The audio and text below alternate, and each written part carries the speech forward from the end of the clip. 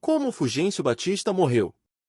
Fulgêncio Batista foi uma figura central na história de Cuba, especialmente durante a primeira metade do século XX. Batista é conhecido por ter governado Cuba duas vezes, oscilando entre um governo eficiente e um governo ditatorial, que culminou na Revolução Cubana. Fulgêncio Batista Zaldívar nasceu em 16 de janeiro de 1901, em Banes, uma cidade cubana. Ele era filho de Belisário Batista Palermo e Carmela Zaldívar González, ambos veteranos da Guerra de Independência de Cuba. Durante sua infância, Batista viveu em uma comunidade rural, onde sua família trabalhava na agricultura. Ele era o mais velho de uma família de 4 irmãos.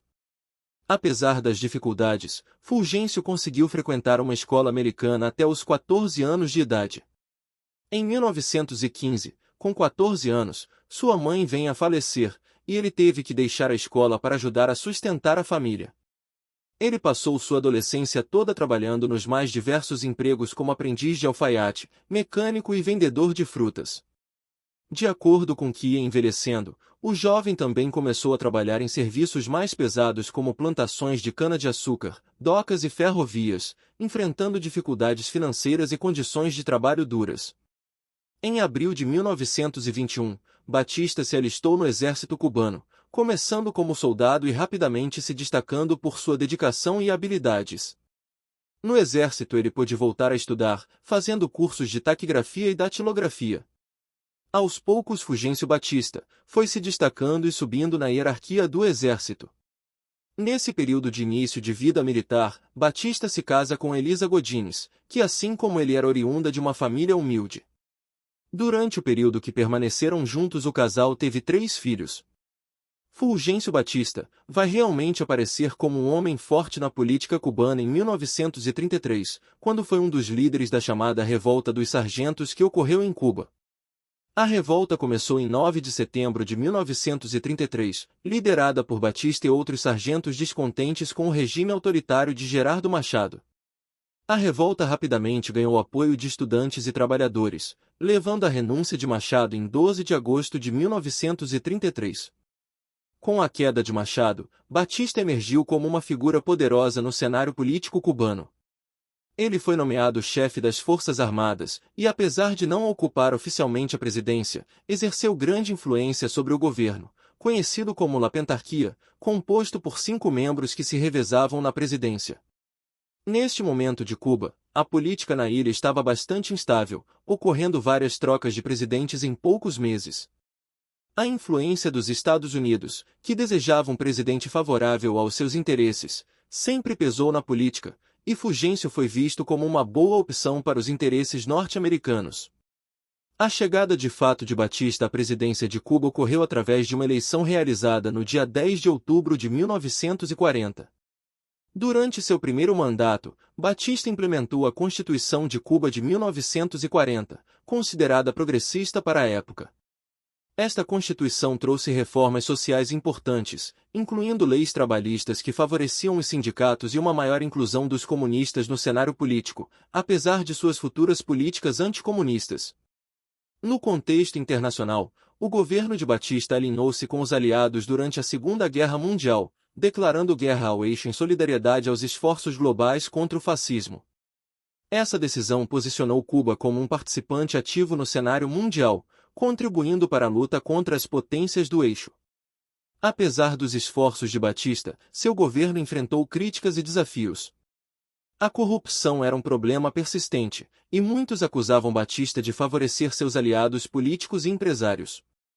Além disso, a economia cubana ainda dependia fortemente da exportação de açúcar, o que a tornava vulnerável às flutuações do mercado internacional. O final de seu mandato foi marcado por uma deterioração financeira, que muitos acreditam ter sido uma manobra intencional de Batista para desestabilizar o governo subsequente.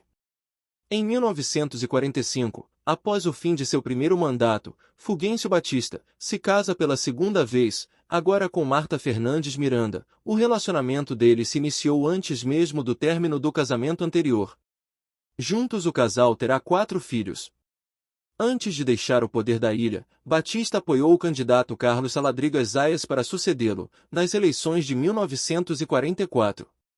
No entanto, Saladrigas foi derrotado por Ramón Grau San Martín, um político popular que havia sido presidente provisório de Cuba em 1933. A derrota de Saladrigas foi um golpe para Batista, que esperava manter sua influência política através de seu sucessor. Após deixar o cargo, Batista se exilou nos Estados Unidos, onde viveu na Flórida. Durante seu tempo nos Estados Unidos, ele continuou a acompanhar a política cubana e manteve contatos com aliados políticos.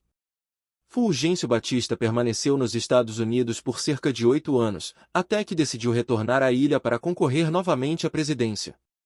Nas eleições presidenciais programadas para 1º de junho de 1952, Batista era um dos candidatos, mas as pesquisas indicavam que ele teria poucas chances de vitória. Sabendo disso, Batista e seus aliados militares tomaram o controle de Havana, na noite de 9 de março de 1952. Após cercarem o Palácio Presidencial, os golpistas forçaram o presidente Carlos Prío Socarrás a renunciar. O golpe foi realizado sem derramamento de sangue, mas gerou grande agitação e preocupação entre a população cubana. Batista rapidamente consolidou seu poder, nomeando aliados para altos cargos militares e civis. Ele também recebeu reconhecimento do governo dos Estados Unidos, que viu em Batista um aliado confiável para proteger seus interesses econômicos em Cuba. Após o golpe, Batista suspendeu a Constituição de 1940 e revogou muitas liberdades políticas, incluindo o direito de greve. O segundo governo de Batista foi marcado por uma crescente repressão aos opositores políticos. Ele utilizou métodos brutais para silenciar a dissidência, incluindo prisões arbitrárias. A corrupção também se tornou endêmica, com Batista e seus aliados enriquecendo-se às custas do povo cubano. A economia do país ficou cada vez mais dependente dos interesses americanos, especialmente na indústria do açúcar e no turismo. Com o governo se iniciou um período de enorme insatisfação na ilha, e vários opositores começaram a surgir, entre eles estava um jovem chamado Fidel Castro. Em 1958, percebendo que a ditadura de Batista estava para ruir, os Estados Unidos suspenderam seu apoio militar ao governo cubano, e o poder dele acabou não resistindo aos seus opositores. Em 1º de janeiro de 1959, Batista foi finalmente forçado a fugir do país. Ele se exilou inicialmente na República Dominicana e depois se mudou para Portugal, e finalmente para Espanha, onde permaneceu em seus últimos meses de vida. Fulgêncio Batista viveu seus últimos anos em Portugal, porém passava boa parte do ano em um apartamento alugado na Espanha. Na Europa, Batista viveu uma vida de luxo, aproveitando os recursos financeiros que havia acumulado. Ele se envolveu em atividades empresariais e investimentos, mas evitou o destaque público. Batista também manteve contatos com antigos aliados e seguiu de perto os acontecimentos políticos em Cuba e no mundo.